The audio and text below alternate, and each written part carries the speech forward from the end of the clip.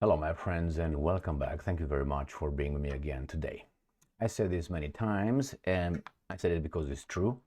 They all lie, more or less. It's not about, hey, we're telling the truth, the other ones are. No, it's just the proportion, or at least the quantity of garbage they vomit on us. In this case, I made this video here yesterday, and it was a Russian massive drone, 45 drones, that attacked 9 Ukrainian oblasts. And in this, one of the oblasts that I mentioned here, according to the articles I used, was in Zaporozhye, and Zaporozhye Oblast and Dnipropetrovsk Oblast. So let me show you where that Dnipropetrovsk, in this case, Oblast is located. I will use a Russian map, and here it is. So this is the line of contact, and Dnipropetrovsk Oblast is right here on top of Zaporozhye.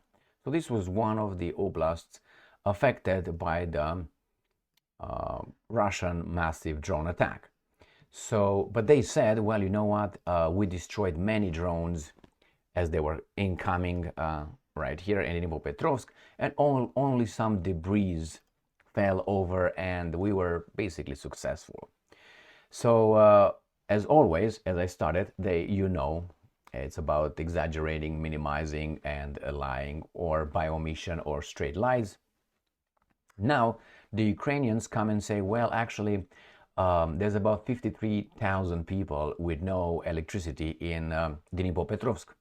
So how end up those debris of the drones, which are no more than 3 meters wide, the wingspan, caused such a damage? 53,000 people or so. I think that is a fairly big city, or at least enough city in Ukraine or in Europe in general.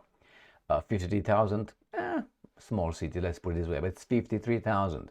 Now, if there were 45 drones and these guys downed, I don't know how many, 30 some drones, and they said, well, the debris fell in 9 oblasts, 9.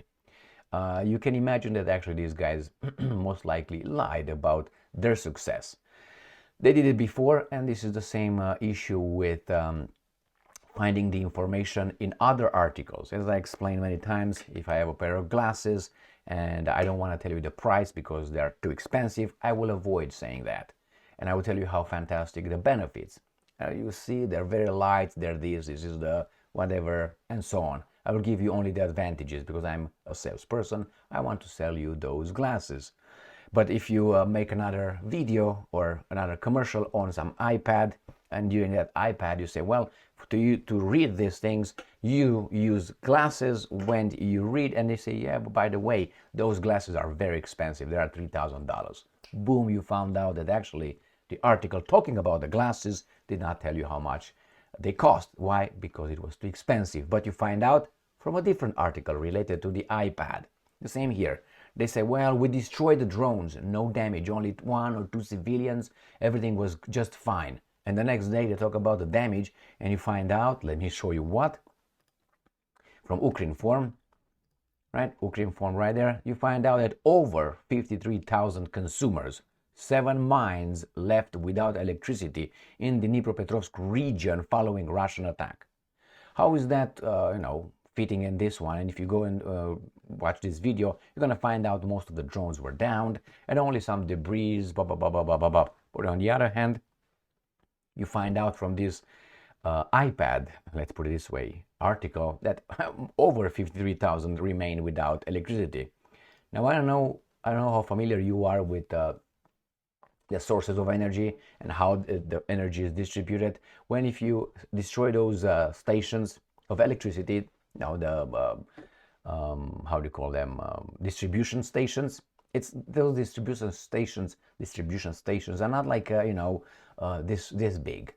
They're big distribution centers. So in order to hit them, you're not going to hit them only with one drone, just somewhere a little outhouse where someone was taking a shit or something. No, you need to be certain you hit the right thing over there. So that means there should be pinpointed. You have to know exactly what you hit in order to cause over 53,000 consumers being left without electricity and 7 mines. That tells me that it was calculated, it was precisely done, and not like, oh, then there's some debris. When you hit a debris, right, you hit it in the air somewhere, so it's far, obviously, from its target. And if you say, well, maybe these are some of the ones that escaped. Okay, how many? 10? And those 10 were exactly there. All of them 10 hit the exact target.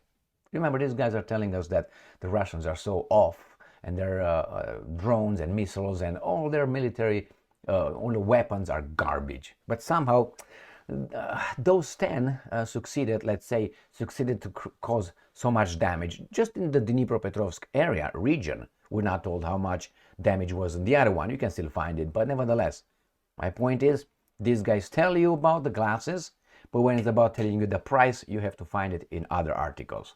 So let's go and read this article until the end.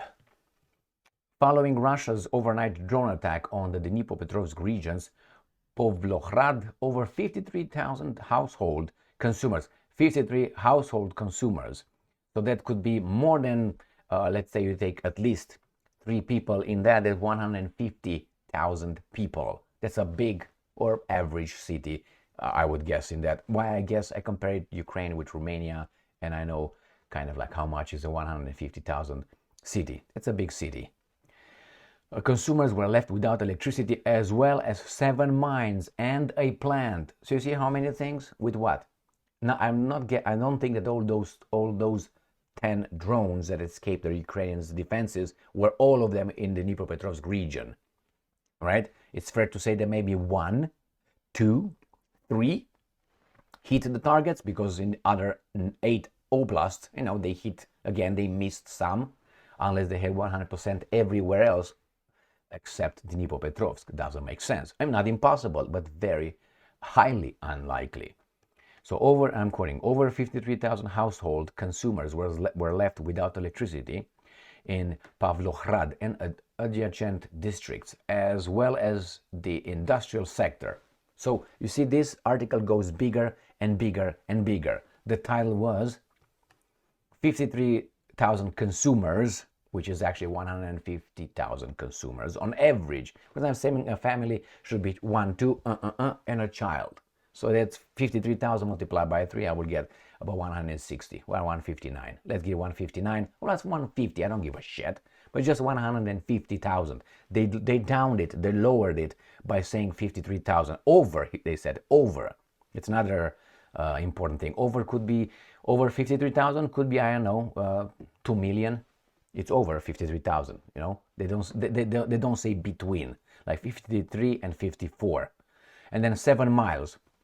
So 7 miles per and 53, and then they get here and say, wait a second, we got here some 53 over, as well as the industrial sector, and a plant and 7 mines. So that's a big attack, don't you think, with some drones, little Shahed drones, supposedly. At the time of the attack, more than 1,000 workers were underground. According to the ministry, miners were not brought to the surface, as the mining facilities and the plant were powered by a backup scheme.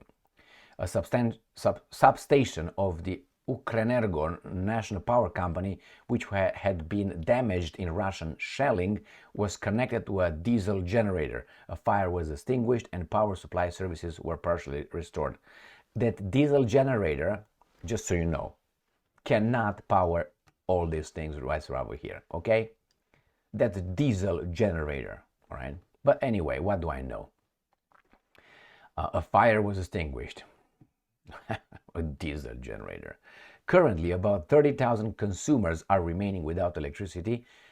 Repair works are underway. A reminder that on the night of February 12, 2024, Russian troops attacked Ukraine territory with 17 Shahed 136, 131 suicide drones from Primorsko-Akhtarsk. 14 enemy drones were intercepted by Ukraine air defense units. So, if we take this into consideration, that occurred last night and not this one, which occurred more than 24 hours ago, it's even worse, the case they make here. So that means that out of 17, 14 they down, so they got what? 3. 3 drones caused this? 3 drones? Those must have been very freaking accurate. Don't you think? Someone is lying. Now, they say they were launched from what? Primorsko-Akhtarsk. Let me show you where there is. This is right here across the Sea of Azov. is right here. This is location. So from here the drones were launched supposedly, and they went and Dnipropetrovsk area, and this is Pavlograd, I think this area, the region they talk about. So from here to there. But if we correlate that or put it together with this attack where I gave them 45, and this one is even worse. I mean, really 17, and they intercepted 14. That means someone's lying.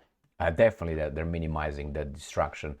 Probably they minimize the volume of drones. Maybe the Russians launched 150 drones and they say 17. How are you going to verify? Ask the Russians. The Russians usually don't tell you the number. They say, well, an attack occurred, all targets were hit. That's why they say. So here it is, my friends. Remember, you get information by looking from different angles. And I got a lot of information just like this. You tell me those 3 drones from the 12th overnight caused that? Not impossible, very unlikely. And that means they're very accurate. Because if you look at it, 3 drones escaped. Now, in order for 3 drones to cause 150 people, 150,000 people, plus 7 miles, plus this, to remain without electricity, those, goddammit, should have been very accurate, don't you think? If you take the assessment, the reports the Ukrainians provide us, that only about 20% accuracy, 20% rate accuracy, the Russians' drones have. So from 3, 20 will be not even half of 1. All right, 3/4 of 1. So 1 caused so many? No. Skepticism. I don't have evidence, obviously, to say, no, that's not so, but I'm not a retard either. And I intend not to play a full retard in this video. Thank you very much for being with me again today. Stay strong, stay smart, look for the truth, and be just.